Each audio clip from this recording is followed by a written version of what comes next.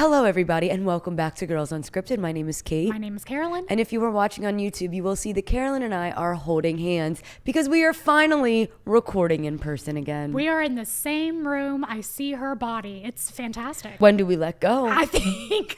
Never? I think never or right now. 3, 2, 1. That was beautiful. That was beautiful. That was beautiful. My palms are sweaty. I was a little nervous. Yeah. Oh my gosh. Okay, so last week was kind of a crazy week. We released 3 episodes, our Vanderpump episode, our Ballet episode, and we were keeping a secret from you guys. We interviewed Hannah and Hagen from Vanderpump Villa, which I feel like went really well. Love them. They Yeah. are so sweet and fun and cute, and I want to hang out with them forever. Yeah, I definitely would love to see them on more reality TV. I feel like they're kind of made for it. Hagen was just cracking me He's up. so funny, and you're right. You're my favorite TikTok follow. I follow him on TikTok now, and I LOL. He posts the craziest shit. Did you see the one where he's like walking into his grandpa's funeral? Like even just saying that sentence is crazy. Hagen, I think his last name is pronounced Bach, is a crazy TikTok follow. Can I say I snooped on one of your lives the other day, and I remember being on there, just proud moment, when there were like 12 people on there, and now there are like hundreds of people on your lives. I had a big live the other day, yeah. And someone asked her favorite show, and you listed shows that I was like, she would never have said that. I was very surprised by your answers, but you landed on Vanderpump Villa is your favorite reality show. They asked what my favorite Hulu show was. Oh. Let's not get it twisted Oh, here. but you said Because I it's said Gotta Get Out on Hulu? Yes, and so is Secret Lives of Mormon Yes, Wives. okay, you said all 3 of those, and I was like, I knew she liked them, but like that much? Yeah. I didn't know. Wow, I'm glad you brought that up because I would not want you going through life thinking that Vanderpump Villa was my favorite reality show. No offense, yeah. Nothing against it. It was season 2 was great. Someone else though in that live asked what were my top 3 reality shows of all time. Okay. And that was an easy answer for me. Vanderpump Rules. Vanderpump Rules. Let's see if you can guess the other two. Okay, Vanderpump Rules, Jersey Shore, and I know the third one, The Challenge. Yes, you got it. That's exactly Should we what I hold said. hands again? Yeah, we need to. Oh, okay, that was great. What That are was your beautiful. top 3 reality shows? I can't rank. I get really nervous and anxious about it. It's hard. The Challenge is up there. You're already freaking out. She I'm said one show. I'm already freaking back. You know what just went through my mind? I'm thinking back to like when I first watched reality TV. I'm thinking of like Joe Millionaire. I'm like there's so much out there to choose from. Well, because it's kind of like when someone asks you your favorite song. It's like, okay, I have a song I could listen to on repeat forever, but then I have a song that is like for nostalgic reasons. It's different reasons for each thing. Yeah. Like Jersey Shore, I wouldn't say it's my favorite. It's top tier reality show. But I don't know if it's my favorite or Vanderpump Rules is my favorite because I love them both for different reasons. Yeah, totally. It's tough to tell. I could talk about this for a long time. I know. So we did go to the screening of the Vanderpump Villa reunion, and we were just talking about this before we recorded. Carolyn was so good. She got there so early. I don't know, maybe like an hour and a half early. I had gotten out of the shower and she texted me that she was there already. Look, I was going to Beverly Hills from Santa Monica. Sometimes that takes like an hour and a half because I tutor over there. So that's usually what it takes like during rush hour. So I went super early and I was like, if I'm early, I'll just stop for a coffee, which is what I did. But instead of coffee, I just sat in the lobby for about an hour while they were like, you can't go up there. It's not ready yet. And I was like, that's fine. Can I sit here? And they're like, okay. Well, and then even in the email, it was like, make sure you're on time. We need you to be on time. So I was stressed. The thing started at 3:30. I got there at 3:35 and I'm like booking it inside because I'm so nervous, right? I meet Carolyn in the lobby. She sure was just sitting there. And then we go upstairs and we go to the room that it's happening in. And we were the first people there. Granted, the cast was there and they were like doing press and taking photos. And Carolyn and I were like, we can't go in there. Like this, it's not our time yet. By first, we mean first and only people there besides the entire cast of Vanderpump Villa. So we decided to wait outside. We see Lisa walk in. We see Yes. Stassi walk in. And then finally, like some other, like it was basically like an event for like content creators, I would say. Yeah, but still, there were only a handful of content creators. There wasn't I many. only got invited to this because you were invited to this. And I mean, I think you should be proud. There weren't that many people there. Oh, I was honored that I got the Yeah. invite, to be honest with you. But so then once like more people started showing up, then we were like, okay, we'll go in. And I will say it was a little awkward in the beginning, right? Well, Like it was a really intimate room. It's this new like members only club in Beverly Hills called Gravitas. And the screening room is like not very big. Yeah. So it's a very intimate space to begin with. Sorry, continue. no, intimate is the perfect way to describe it. So it just felt like awkward. And like we didn't really talk to anybody. We like talked to some girls a little bit in the beginning. Which by the way, that girl we were talking to that you were like, oh, I think I recognize you Yeah. online. She's got like millions of followers. I thought it was a classic LA problem of like, I think she's either a cast member or I just know her from somewhere. She's a TikToker. Yeah, That's where I a see her big all the time. TikToker. Big TikToker. Her name was Mackenzie Bierman, and she's got about a freaking trillion followers. So then the screening starts, and it was funny because I'm just going to tell this story how I remember it. Okay. So Lisa and Stassi, they do a little speech, and they thank everyone. Who are in arm's length distance from us. They were right next to us. Literally, We could have held touch them. hands with them, like Carolyn and I just did. Like they were right there. Like I took a video of them, and I'm like, we are so close that this is a horrible angle. You of the can't two of even them. see them because Yeah. it's like their bodies are right there. Yeah. So, and in the speech, Lisa gives a shout out to Julie Pizzi, who's one of the producers of the show. And I look at Carolyn and I go, fun fact, that's actually also a producer of the challenge.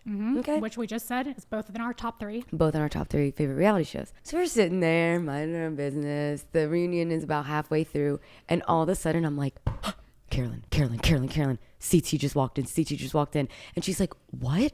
I'm like, and we both were kind of like, wait, is it not? Thank God, Carolyn, you watched the challenge, you watched the trailer. Like, thank God you got it. She was like, wait, it is CT. So I was like, holy fucking shit, what is CT doing here? Also, mind you, we had thought we had the worst seat in the house because we were on the side. We had to like really tilt our necks to see the TV, but we were also facing the front door. We saw who came in and who came out. And during the reunion, we could watch the faces of the people who are watching themselves at the reunion. It was the best seat. We had the best seat in the house. So CT walks in, we're freaking out. Then following CT is Anissa, Rachel, and Leroy. That is 4 members of Challenge royalty. And I'm like, this is not happening. It was also so weirdly meta because if you guys didn't watch Vanderpump Villa, you might not know this, but Pauly and Cara were on. And during the reunion, they literally brought out Pauly to make out with one of the male castmates. I was reading about this before you got here because I was curious about it. Because did you see him on the Pop the Balloon show? Yeah, him and Cara have to be broken up. Yeah. I read a full article about whether they were or not, and it just recited that he made out on this show and he went on the Pop Balloon show, but we don't know. Look, when he was on Vanderpump Villa, he was with Cara and was blatantly flirting with this guy. Whatever. I don't want to see you on a dating show unless you are fully single. Well, and what he was saying on the dating show was really like punching at Cara because I was like, what are your red flags? And he's like, possessiveness, controlling, people that don't really, like communication stuff. It was just awkward, but I don't know how it ended up. I didn't watch the full thing. I didn't watch it either. Not a good look. But anyways, Challenge royalty is in front of us and we freak the F out. I think I had just made a TikTok that went viral of CT 3 days before this. Carolyn does whisper me and she goes, of course I just made that TikTok about CT and now I see her. I was like, he might have seen that. I was like, this is so crazy. My husband, like, if he had to see any reality star, it'd be CT. We're watching them watch Pauly on screen. Anissa's like covering her eyes. Leroy's like cracking up. And the whole time I'm like, we were just in shock. So then I go to the bathroom. Just that's a side note. It has nothing to do with the challenge people. I just had to go to the bathroom. The reunion was still Well, on. it has to do with the challenge people. Well, then it does. I leave the bathroom. It was a 1-stall bathroom, and Anissa's just there by herself waiting for the bathroom. And I'm like, I'm a huge fan. I literally froze, and she was like, oh, thank you. And she's like trying to get in the bathroom. Like literally the door's closing, and I'm like, I'm also from Philly. I'm also a Philly girl. And she was just like, okay. And then shut the door and I was like, oh my God, I'm so fucking stupid. Like, why did I say that? I'm so embarrassing. I was so embarrassed. So when the reunion ended, obviously it was like, we should have been going up to the Vanderpump Villa people and chatting to them, but Carolyn and I beeline it to the challenge people. Sadly, CT was already gone. Yeah, I think he knew that people like us were there. Yes, he And was like, I gotta get out of here. That. Yeah, But we were the only ones talking to the challenge people. that's true. I'm like, do you guys all over know them. who's right in front of you? You were so funny. You're like, Anissa, I'm so sorry. I'm so sorry. That was so embarrassing. She was like, you're fine. I literally immediately apologized to Anissa. I go, I'm sorry. I thought I was so weird. I literally said to her, I go, you were the last person I expected to see when I opened that door. And she was like, oh, girl, it's okay. Like, Yeah, she her was like, voice, "You're fine." honestly, Anissa in person was very attractive. Yeah. Like, her She energy, is her beautiful. body Her language, aura. man. She was, And then so we talked to her, and then we talked to Leroy for a long time. Leroy's great. Leroy literally said to both of us, did we just become best friends? He loved us. At one point, I was like asking him a question, and he goes, damn, you really do know a lot about the challenge. Oh my God, Kate, what did you say? It was so funny. You're like, how do you like living in Michigan? Yeah, that is what I said. He was like, damn. He was like, damn, do I need to fucking change my address? I'm like, I'm not a stalker, I swear. Oh, it was so fun. And then Julie Pizzi, the producer of the challenge, goes, do you guys want a photo? And we were like, Yes, please. yeah. And she grabs Rachel, throws Rachel in the photo. We end up talking to Rachel a little bit. Who's so nice. So nice. Lovely. And we said, we're really glad that you were one of the winners. Yeah, congratulations. You know, we needed some Era 1 representation. And it reminded me of our conversation with Janet when we said hi to Janet. That one time when we saw her in person, she was like, I'm not like as mean as people think I am. Well, the second we were like, oh, Rachel, we're so glad you won. She was like, nobody's happy that I won. Everybody hated the karma vote. Remember, she was just like, you know, but what? Did you want Jordan and Jenny to win? That's boring. Like she immediately got defensive at like proving why she deserved to win. And we were like, we're on your side. We're on your side. We are glad you won. Okay, now I understand what she was saying. She was talking so fast I couldn't really comprehend. She was talking really fast. What she was saying, but that makes sense because she was like, "Do you want Jordan and Jenny to win?" I was like, "Yes." Didn't they win? No? I think she got heat because she only won because of the karma vote. Yeah. Well, that was the name of the game that season. The name We of the were on her game. side. But yeah, all in all, it was a great time. It was a great time, except then we talked to the Vanderpump Villa cast members. Can I just say the pepper spray story? Carolyn, you have to say the pepper spray story. I I forgot about it. I had to talk to my therapist about this. Well, okay, the way that they reacted was weird. Go ahead, tell the story. Carolyn and I had to have a talk in the bathroom after this, and she was like, was that weird? I'm so confused. Go ahead, tell it. So it was Dom. Is his name Dom? It was Dom and Alyssa from Vanderpump Villa. Dom and Alyssa from Vanderpump Villa. Dom was talking about his restaurant that he's working at with a chef, and they have so much content built up, but they haven't been allowed to release it until the show aired, and now it's aired, that they can just throw it out there. And I was like, yeah, so you can just like pepper spray it out now. Now, granted, that was a weird thing to say. That doesn't make much sense, but I just thought, I don't know, pepper, you can just spread it around real fast now. I think you were combining two things of like pepper it in and then like just spray it out. Yeah. I don't know. I wasn't thinking that much but of it didn't trigger anything in me because it was an image of just someone pepper spraying. Yeah, I didn't think it was that weird. And then Dom's face fell as if I had said like a racial slur. That's exactly what it looked like. And then he was talking to Alyssa, and he's like, did you hear what she said? Did you hear what she just said? Did you hear what she said? And she's like, what? What'd she say? What'd she say? And he was like, why did you say that? Why did you say that? And I was like, is that... By the way, Carolyn is not exaggerating at all. They were whispering under their breath, and they were like, why did you just say that? What? And like to the point where I thought maybe they had an inside joke about pepper spray. That's what I think happened. I've thought about this a lot. And they were just like, that's crazy that you just said that. I knew about it. So there had to be like some incident with pepper spray that they had or something for them to act that way. And then I made it 10,000 times worse because I was like, what? Do you think I meant like jizz or something? And we were like... Oh, they were like, no, can't, no. And I was just like, I want to kill myself. But now. it was, Carolyn like kept explaining like, I just meant it like, you know, Like, when you pepper spray, blah, blah, blah. And then like, it would kind of die down and then they'd bring it back up again. Like, but wait, why did you say pepper spray? So then Carolyn and I are in the bathroom and she was like, did I say something bad? I was like, I don't think so. It must have been an inside joke. I literally had to talk to my therapist about it. I was like, I don't belong here. It was a feeling of I just fuck up everything I say, even when it's going to be a normal thing. Meanwhile, they're still texting each other like, remember when that girl said pepper spray? Why'd she say that? But I will say, Alyssa commented on our photo. Oh, yeah, she the did. dynamic duo with a heart. So we're okay. So that makes me feel that we're on her good side. She's forgotten about the pepper spray incident of 25. So if it ever comes out in the media, whatever happened with pepper spray, you heard it here first. This is her alibi. She had no idea. She had absolutely no idea. Anyway. Let's talk about the Valley, shall we? Let's talking about dark things. Oh, I do have to say something really, really quick too, just to follow up last episode. Was saying that I was going to a CBS event after. Yeah. It was not fun. Wait, who was there? I thought it was like a reality TV thing, but it wasn't. It was just like for all the CBS like network shows that I do not watch. Interesting. So, but the one thing that was there is I got to do a Real Survivor challenge. So there's the update. And it was hard. Oh my God, that's like your dream come true. It was cool. Did you win? Here's the thing. I was against these two other ladies, and not to sound cocky, but I was like, if I give this my all, we will be here forever. Like, it was a balancing thing. And I was just like, I'm not going to give this my all. So I let her win. The one was really hard. They were both just like little balancing things that they do. It's like an individual immunity thing, but it was just cool. I was like, do they really use this on the show? And they were like, yeah. I'm like, they probably don't, but just tell me they do. Kate balances for 3 hours. They have to keep the event open. In high heels. Anyways, let's talk. Enough about that. Let's talk about the Valley. Let's talk about the motherfucking Valley, shall we? So this is season 2, episode 5, Grapes of Wrath. And wrath shall we reap? Pepper spray. And Ralph, shall we pepper spray?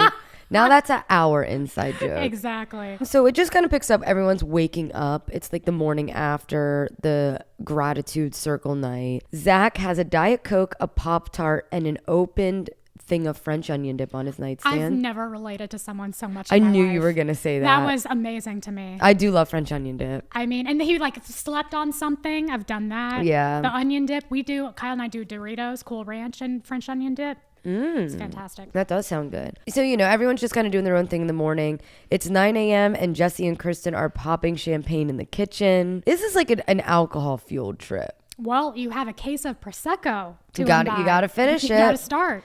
And start he does, because before they get on the bus, he's already had 2 bottles of Prosecco. Yeah, he's fucked up. Jax is still texting Brittany from rehab and reveals that he is bipolar. Zach says something during this opening scene that Brittany has been trauma trained and that Jax has her in a state where she has been emotionally abused. And my note here is finally somebody said it. Yeah. Like he is the first person I think to use the A word in relation to Jax and Brittany, and he is Brittany's best friend, and he's seen it all firsthand. So I'm glad he said that. And he's the first one out of that group to say, and watch them hear this and like say, no, I said it. But from my understanding, he's the first one to say, and I will do anything for them not to get back together. Yeah. That's the kind of friend she needs. Yeah. Because other people were like, no, maybe you can make it work, whatever. I don't know. Personally, I think she needs friends that are saying, get the F out of there, girlfriend. Yeah. Did you watch the question I'm going to ask every week? Did you watch the after show? What do you think my answer is going to be? Hopefully no. No, I didn't. No. Okay, so I can tell you all about it. Yeah. So the bipolar thing. Brittany says that he's been diagnosed with that before. That was of no surprise to anybody. And when he was diagnosed before, they gave him a prescription and he refused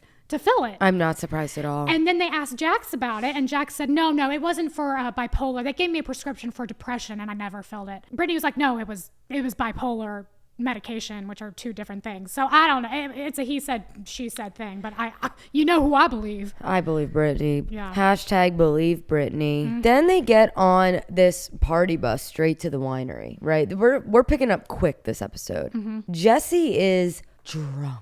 And he is like dancing. Even Jason says he's being so annoying. During the scene, Kristen says that Jesse is acting like 29-year-old Kristen in Cabo, and then they play a clip back from Vanderpump Rules.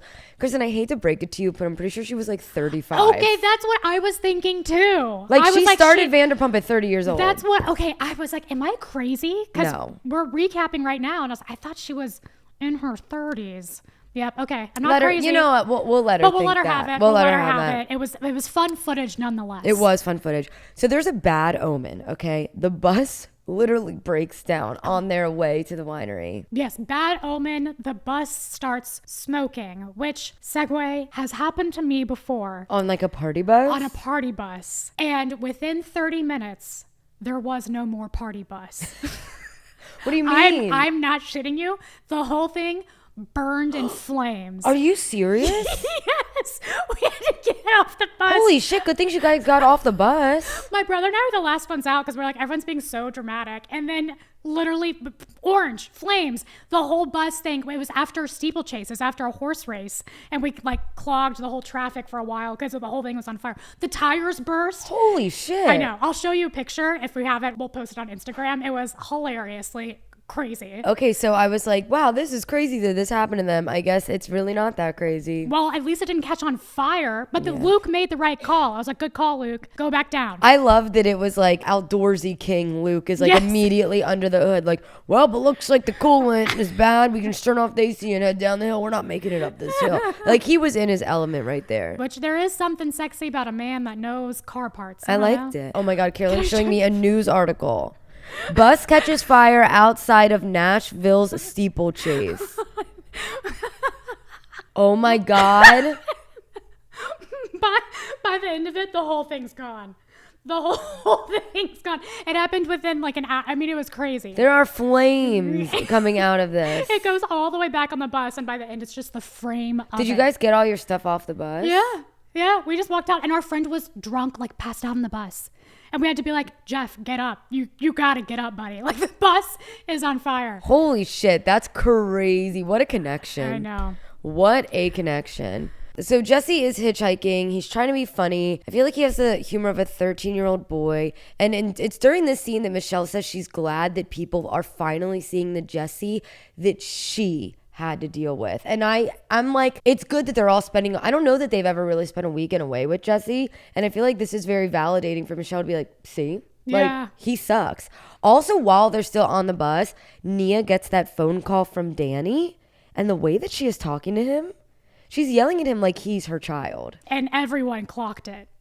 So we'll definitely hear more about that later on in the episode. But it was interesting to see kind of what goes on behind their closed doors. Yeah, I think it was a total brain slip on her end that she forgot that their cameras were rolling and that they would find that interesting of how she, I think she just messed up. And I think it was like a peek behind the door. We'll get there. Then they get to the gas station, they get other Ubers, and they make it to the winery. I love that while they're at the winery, Brittany and Zach, like the two people like from Kentucky, like Brittany has self-proclaimed called herself like a redneck. They do not give a fuck about drinking this wine. They don't know how to swirl it. They don't know how to smell it. Brittany's just like giving her wine to Michelle. They're both like, I don't even want to drink this.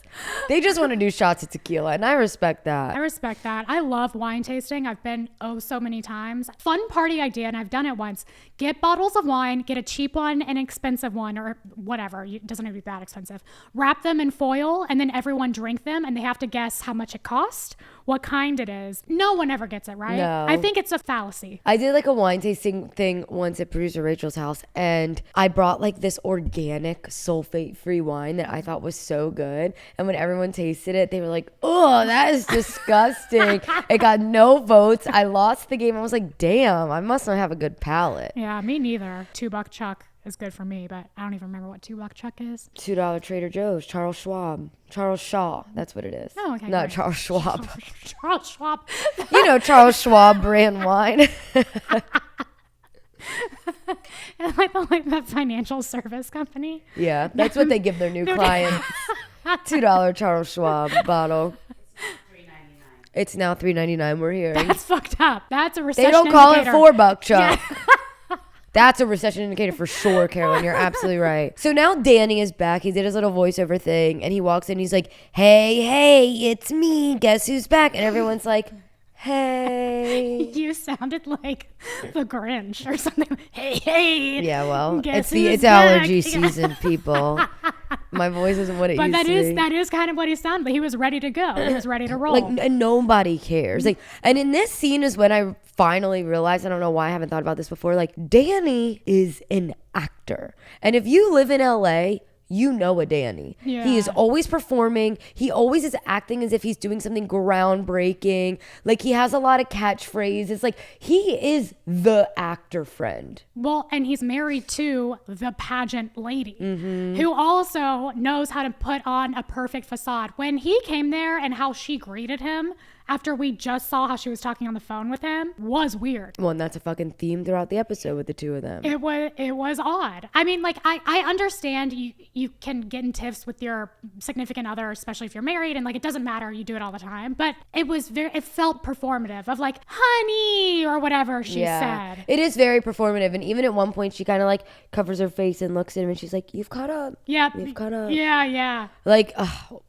I really enjoyed the ending of this episode with Nia. But so yeah, needless to say, Danny is drunk. They talk a little bit about how Jasmine and Melissa met. Very cute. Janet admits that when her and Zach weren't on good terms, she told people that his hair was a wig. Mm-hmm. Funny. Funny. I love that Zach's like, oh my God, she's joking with me again. We're friends. Yeah, like he's he so excited. He wants to be friends with her so badly. I loved the moment when Jesse was saying to Luke, like, you have no culture. And Luke says, well, no, did Jesse say you know culture? Was it just you know culture? Jesse says Luke has no culture. I feel like he said you know culture and Luke said you know manly.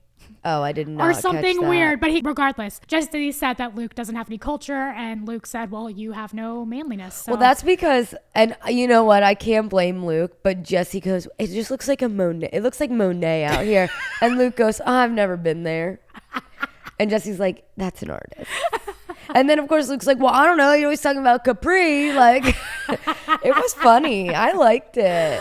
It caught me. I was like, oh, there's a Monet France. I just assumed there I don't know. Look, Luke might not know Monet, but he literally saved their lives from the burning party bus. Yeah, so. He knows, what's it called? Coolant. He knows his coolants. Oh, my God. But then Jesse and Michelle go to talk by themselves, which is a great idea to do when Jesse is probably 4 bottles deep in alcohol by this point. He is asking Michelle to please be nice to the person that he's dating, but he's not taking accountability of the way that the person he's dating is treating the mother of his child. Yeah, this part made me frustrated because it's back to the like fourth wall thing of like, we don't really understand what's happening with the girlfriend. Like, we know that she's threatening to sue Michelle. That's crazy. Right. Over what? We don't really know. And that she's like wanting to send cease and desist. Why? Jesse's obviously only getting one side of the story and isn't choosing to get the other side from Michelle. Yeah. And that's frustrating Michelle, obviously. Michelle calls Jesse a disaster. Jesse calls Michelle a hooker. She then starts yelling like at the top of her lungs. She like, breaks. You can't do that. I'm the mother of your child. You're a loser. You spent all our money. She is going off and she is mad because we are watching Jesse emotionally manipulate her. Someone commented on our YouTube video. I saw this. And said that we were Michelle haters. I didn't think we were. I think that I saw both sides of how they both were kind of being shitty. Yeah. But I would never hate Michelle. And this episode really proved to me that I am more team Michelle than I am Jesse.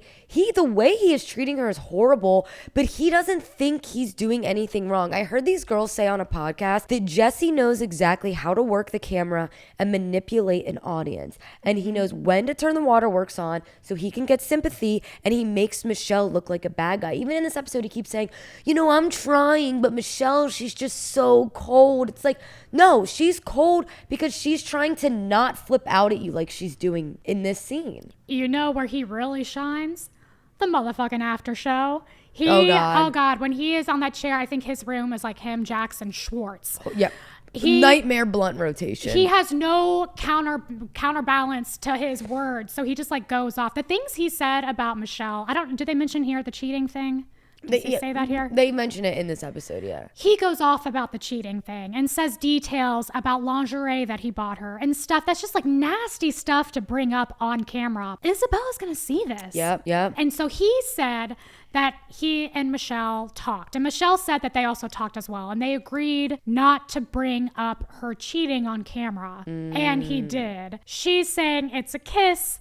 He was saying she said they dated. So it's, again, he said she said. I bet it was more than a kiss. She kind of paused when she said kiss. But it's messy, but it doesn't matter now. It's irrelevant now. Like, I think he should just drop it for the sake of his kid. Look, I can relate to what Michelle went through later on in the episode. She says, you know, my husband never touched me. He never kissed me. Like, women typically cheat when they have a reason to cheat, right? They're not just going out fucking everything. They're not Jax Taylor. Sure, maybe Michelle did cheat on you, but ask yourself why. You sounded like a pretty shitty fucking husband and you didn't care about her. You didn't touch her. So why should she stay loyal to you? And also, it sounded like he was going out and partying every night. Well, that's what she says in the after show is just like, I can't prove that he cheated on me, but he would go out for 8-hour lunches. What was he doing those 8 hours? Right. Like he would go out a ton, and I'm sure he did stuff. He just never got caught. Right. But then back to the winery, they're just going off. And then Michelle does yell that a gay guy is sending Jesse money.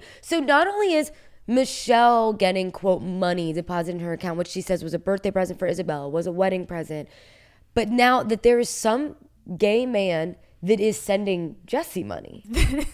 What was shocking was the like revelation that Michelle was like, yeah, I did get money. Like she was admitting that she did get a sum of money from another source, but she's like, but so did you. Here's your random money. So I was like, what is going on? Here's the thing that I think about those two. I think that they both, even while they were married, lived very different lives. I think that they were going out and hooking up with people and cheating on each other and whatever. And I think it was kind of like an unspoken, like agreed upon thing. Like we're obviously not really in love, but let's stay together and be married because we have Isabella. Yeah. But let's do our own thing. So I think that they had very separate lives. And I do think if Jesse wasn't working, like Michelle says, like he probably was getting money from somewhere or whatever.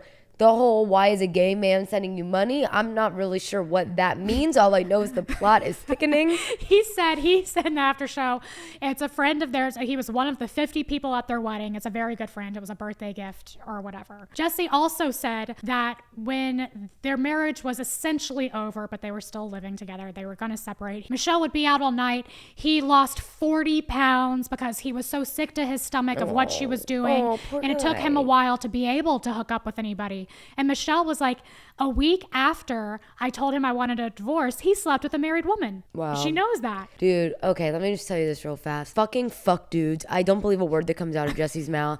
When I was with my ex, okay, didn't touch me, wouldn't kiss me, wouldn't do anything. Literally, like we were just roommates. I went out one night, got drunk, partied, and like I did kiss a guy. I only kissed this guy.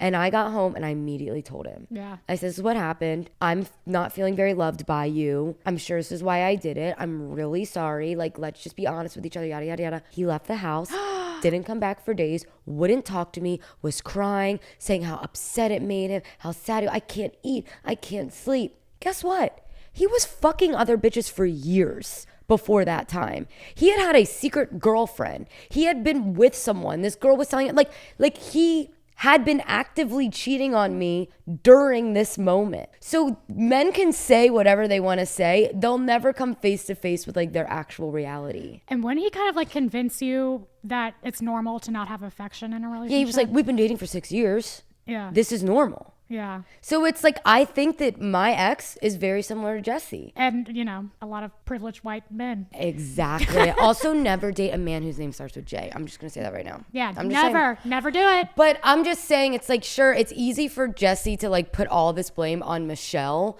because she's probably was honest with him about the things that she did. Yeah. She'll never know the real things that he did. Yeah. He's probably done a million worse things. I'm going on a rant. I'll probably end up cutting most of that, but I don't know. Jesse just pisses me off. It pisses me off because I can't quite put my finger on a way to describe him. I just know people like Jesse. Yeah, totally. You know what I'm saying? And we know he's not being truthful. And like, so him in a room with Jax talking about, it's just like the grossest combination. It's so sleazy and gross.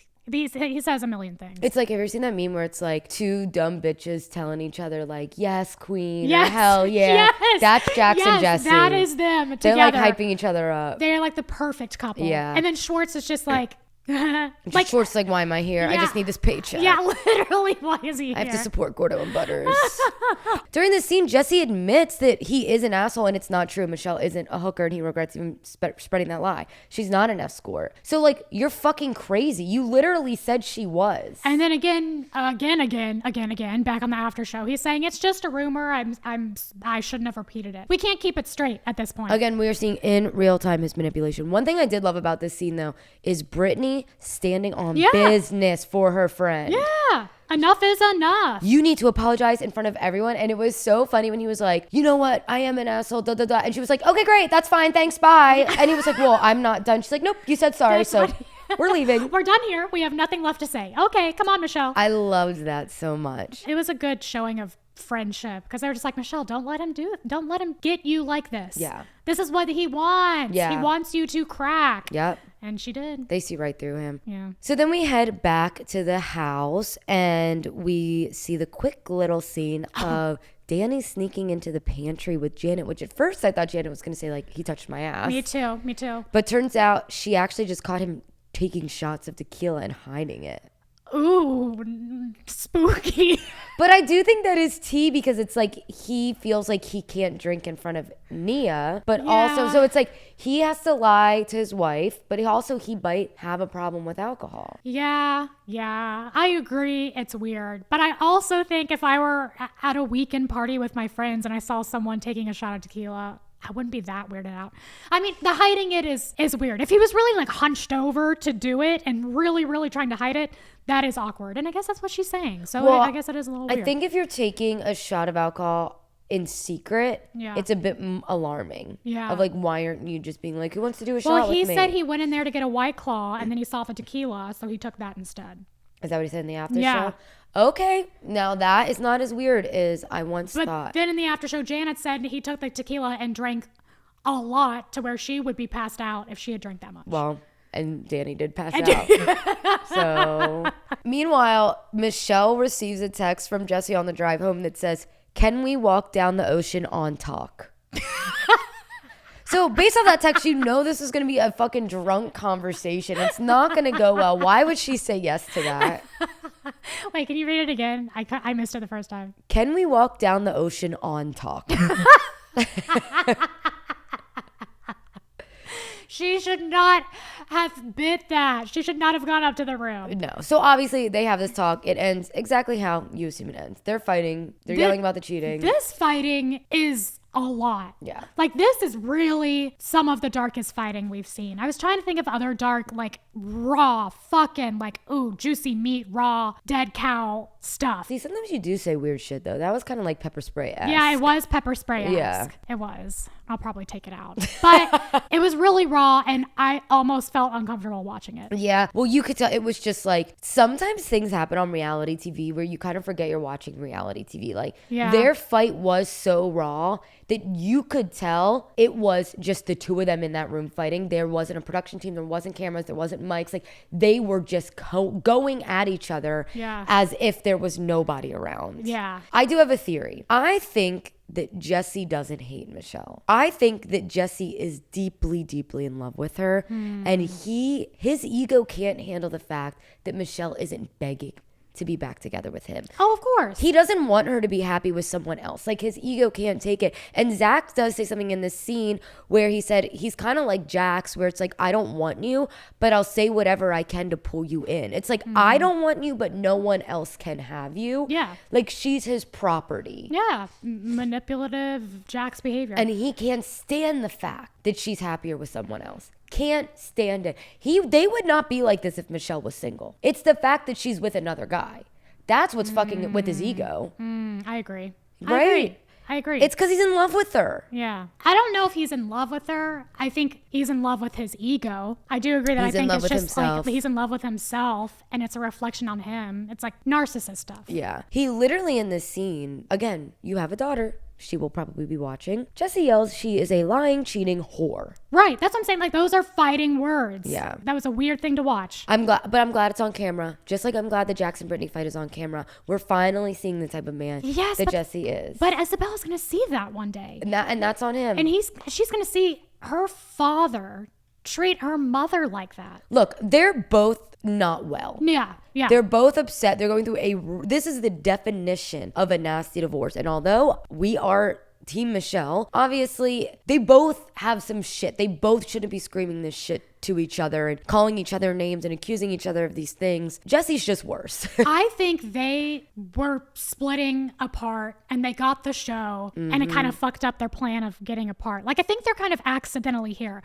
I think if they knew that they were going to get a divorce and this would all be on camera, they wouldn't have done the show. I don't think Michelle would have. I bet Jesse still would have. Interesting. But I feel like they're like in it now. So now everything's out there. They might as well stay and just show fucking everything. Yeah. I think they both enjoy the fame. Yeah. And although all this fighting on camera is probably hard and Isabella will see it one day, they probably know it's good TV. Yeah. They're smart enough. Jesse definitely does. They're smart enough to know that. Yeah. During this scene is kind of another look at Nia kind of putting on for the camera, I feel, where Michelle just had this blowout fight. This is a really tough weekend for her to have to share this house with her ex. And Nia comes up, hi, I heard you were a little upset. And I'm like thinking like a little upset, like she's going through a traumatic experience. And then meanwhile, she goes, you look really pretty right now. Can I take a photo of you? And Michelle goes, no. That's a pepper spray moment. That was a weird thing to say at that time. It was a very weird thing to say. And it made me realize like Nia kind of likes to bottle things down. Yeah. She doesn't want to get to the nitty gritty on the surface. Like it's very pageant girl. Yes. It's the next scene where she goes to see Danny. Yep. Because the next scene she goes to see Danny, and it is like, it reminds me of Cinderella or Snow White coming in to see her prince. Of like, oh my love, you're so sleepy. I will let you sleep now. And he's like disgustingly flopped on the bed, snoring up a storm. Like it didn't make sense. Like those two things didn't belong together. And I don't believe for a second if the cameras weren't there that's how that situation would have No, gone. she would have been like, Danny, get up.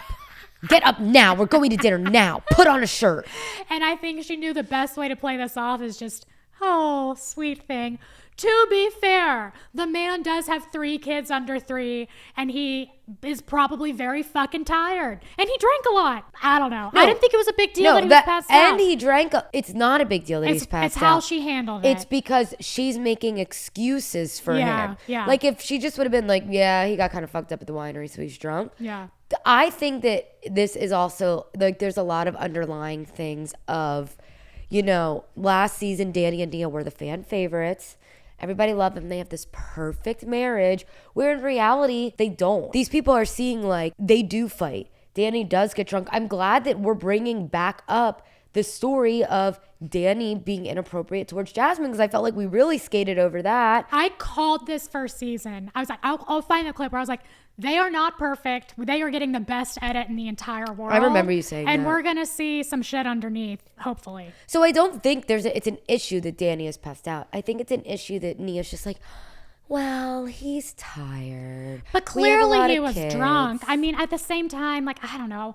If I were at that dinner, I wouldn't have really cared that she said it like that. I'd be like, oh, that's Nia. But that's the thing is like, I don't think, that's Nia. And I think that's what they're mad at. I don't think they're mad at Danny. I think they're mad at Nia of like, just be fucking real. Yeah. It's all, okay, this reminded me of a scene that happened on Southern Charm a couple seasons ago where Shep was upset that Craig and Paige's relationship wasn't really on camera. And Shep says like, if it were me, I'd have to put it all out there. Like, why do you get to hide certain aspects of your life? And that's, I think, why they're upset. Like, and I'm team Brittany in this scene of like, I literally am putting my entire life out there right now. My husband's in fucking rehab and you're seeing every bit of it. And you can't even admit that like, your husband's drunk and passed out. We're all getting paid to do this show. Why do you get to hide your life and I have to show mine? Yeah. And I think this is a common theme, like you said, in other shows. It happened in Vanderpump Rules with Tom reamed out Lala for not sharing enough about her you're right. life. Good call. I feel like every show, they're like, there's one cast member that's holding back a little bit. And like, can you please fucking say something? Exactly. And I understand why Jasmine's upset because it's like, she's feeling like Danny's issue with alcohol is maybe being covered up a little bit, sugar-coated a little bit, and it almost kind of invalidates her claims against Danny a little bit, where she's like, like yelling like, no, he gets like this. This is what I'm saying. Yeah. He gets fucked up like this, and everybody is making it seem like it's not that big of a deal, but it's a big deal. Okay. I said that, the way you just said that, for some reason, it clicked with me a little bit more, how that'd be really frustrating. If that's how he is all the time, every time they go out, he is partying and like passing out, and we're just like not addressing that, then that would be frustrating. I don't think it's how he gets every time, but I think it's how he gets every time he's drunk. Right. That's what I mean. Yeah, I think that he's a bad drunk. Yeah. It's like, do you have an alcohol problem or a problem with alcohol? Exactly. And it does seem like they're all kind of uncomfortable around drunk Danny. Yeah. Yeah. But at the same time, I do feel like they made this so big. It felt a little disproportionately big for me because she didn't say he was drunk. Of course he's drunk. They have eyes. Everyone has eyes. It's not like she's saying, he's so sober right now. If she were saying that, maybe it'd be a little bit different. I don't know. I was kind of on Kristen's side a little bit of like, they say all this shit once she's gone. Yeah. You know, say it with your chest, bitch. Like, get it out. Zen Kristen was sending me into a spiral. I'm like, how are you so fucking chill right now? When she says, why is everyone getting their tits in a twist over these little things? Everyone needs to chill out. It's like, that's literally your MO of life. Your tits are always in a twist. I know. But like, she's saying it now. She's grown. We love her. But I think that they're upset because this is like the perfect example of like, why does Nia get to look perfect on camera? And it is like, I think if I were like friends with Nia, that would piss me off too. Like, we get it. You're the pageant girl. Everything's so perfect. But it's like everyone else is airing their shit out and everyone else has had negative things said about them. Even that last season, Janet had a bad rep. Michelle, Brittany, Kristen, obviously, like they all have bad things said about them. I guess the question is, what are you adding to the show if you're not showing us your life? Exactly. Why are you even here? But to be fair, last season we loved them because all we saw was happy dappy deepy dappoo. Yeah. So, I mean, I guess they got away with it last season. I think this season, since there's been more incidents, like with Jasmine, they're calling it out a bit more. No, exactly. I agree. And again, that's why I'm saying I think Jasmine was just triggered because she doesn't like that this is being covered up. She doesn't like that his behavior is being covered up when his behavior directly affected her and her fiance. Yeah. And I get that. I totally get that. Yeah. Also, during the scene, they play a game where they like do hall passes. They tell each other what their hall passes are. Zach says Channing Tatum. Jason says Lady Gaga. Luke says The Little Mermaid, which we might need to unpack that in therapy. But then Nia says, we don't have hall passes because we live in LA and we're actually friends with celebrity. It's like, girl, be fucking for real right now. Maybe I'm too chill, but I was like, I get what she's saying. I don't know. With Kyle, like, I wouldn't really want to fuck anybody else. Like, I also do not. My boyfriend and I Right? also do not have like hall passes. yeah, I know. And I don't think even they were being like real, like, actual hall passes. Although Zach was saying no, like legitimately, if Benji saw his hall pass, I would push him towards him so he Right. could have his time. I don't know, even saying someone else's name, I'm like, I wouldn't know who to say. Nia is not wrong in this sense because it is a little different in LA because You can see them. there is a good chance that you will meet your hall Yeah, pass. yeah, and like be at a party together, and then hey, did you see that I said that I'd fuck you instead of my husband? Like that's Right. a weird situation. Now, is it gonna happen? No, but on the after show, you know who said it happened to them? Take a guess. Jesse. Sheena. Sheena, oh my God, who's her hall pass? You'll love this. Dr. Dre. And What the fuck? they were at a party. Wait. Her hall pass was Dr. Dre, and they were at a party, and she met Dr. Dre, and she was like, I'm going to go talk to him for a minute. And Brock was like, fuck, what have I done? And then was like, no, never mind. We can't do hall passes. I'm sorry. I I just know. blacked out for a second. I know. You've got to watch the after show. Dr. Dre is Sheena's hall pass. There's nothing wrong with that. Very handsome guy, just so unexpected. Out of everyone she could have picked, it was a little out of left field.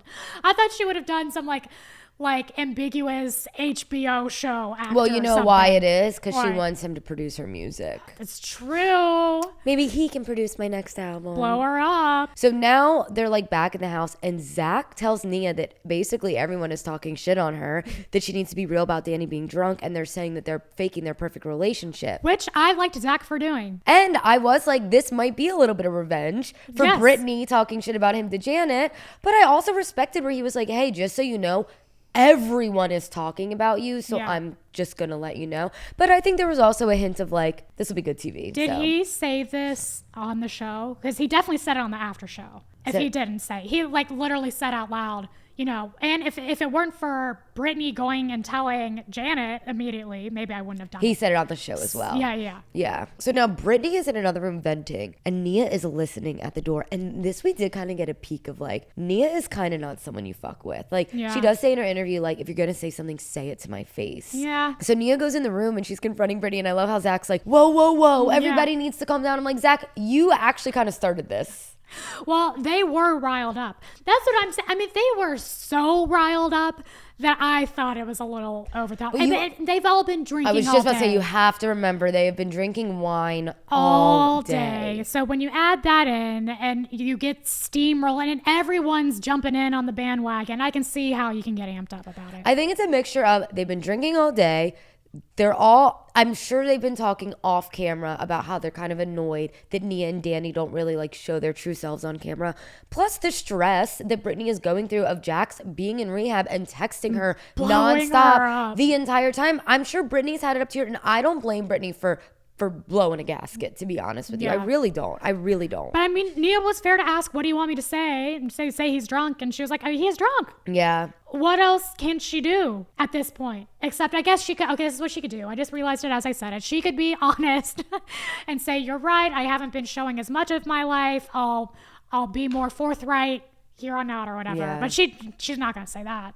And she is giving pageant girl answers, and I almost feel like maybe it's not intentional. Maybe she's just so programmed to give those pageant girl answers. Yeah. Like, she's a pageant girl. There's some people that are just like that. Yeah. I mean, like, I know a lot of friends from college and stuff who are just very well put together, and that's just like, you don't show your bad sides. Right. You just don't, especially Right. in the South. Right. So who knows? I definitely think we're going to learn a little bit more about Danny and Nia. We didn't even have a preview for next episode, No, right? we It was had just a a to be continued. TBC, baby. God, I hate when they do that. I know. I sometimes think it's just because they haven't had time to do the trailer yet. Yeah, maybe. Let's just throw a TBC on there real fast. And it'll pick up next time. Like, they're all to be continueds, to be fair. Yeah. But yeah, pretty much except for Janet and Jason, I feel like every couple has a pretty compelling storyline this season. Yeah. Janet and Jason are kind of just chilling, which if I were in Janet's shoes after last season, I'd be like, great. Yeah. Well, I guess Janet had a storyline because she was like not friends with Zach, but now they're friends again, so everything's good. Well, For Jason now. is a Lady Gaga guy. Dude, so that's okay, a storyline. let me ask you this. Do you think Janet would be cool if Jason fucked Lady Gaga? Actually, I No, think... they would not do that. I actually think she would be. I think she would say, my husband fucked Lady Gaga. That's true. I think she'd like because it. you know what she said on the after show? What? Janet was talking about Miley Cyrus for some reason, and she goes, I have a list of celebrities' homes I've pooped in, and Miley Cyrus is on it. Janet is so weird. She is so weird. So you're right. So she probably would do something like that. Yeah, she'd be like, well, my husband fucked Lady Gaga, so by default, I fucked Lady Gaga. I could see it. That was a great episode. I like the season thus far. Same. I can't wait for next week. I can't wait for next week. It's nice to look forward to a show. Like, for example, I'm not really like so excited about every Summer House episode this season. Oh, really? You love Summer House. I know, but like, I'm like, it's just, I throw it on. I'm not like, ooh, I need to know what happens next. Cause it's just Jesse and Lexi, Jesse, Yeah. Lexi. But with which I still love Summer House, don't get it twisted. Yeah. But it's just not as compelling to me. Well, but yeah. the Valley, I do look forward to tuning into. Yeah. And I think part of that is because shows like Summer House need a reboot or like they need a makeover, and the Valley is fresh, baby. We're seeing a baby show blossom. Dude, real quick before we sign off, the most recent episode of Summer House, where are you all caught up on Summer House? They like Jesse and Lexi, they come into the house together, everyone goes out to dinner. One group is at one dinner, one group is at another dinner. And remember the one dinner, it was Lexi, Sierra, Amanda, West, and Carl. And they talk about how West's friend just passed away, and they had a real long conversation. Do you know Emerald was there the entire time? Okay, are they like editing him out? He was at that entire weekend filming, and they edited him out completely of the episode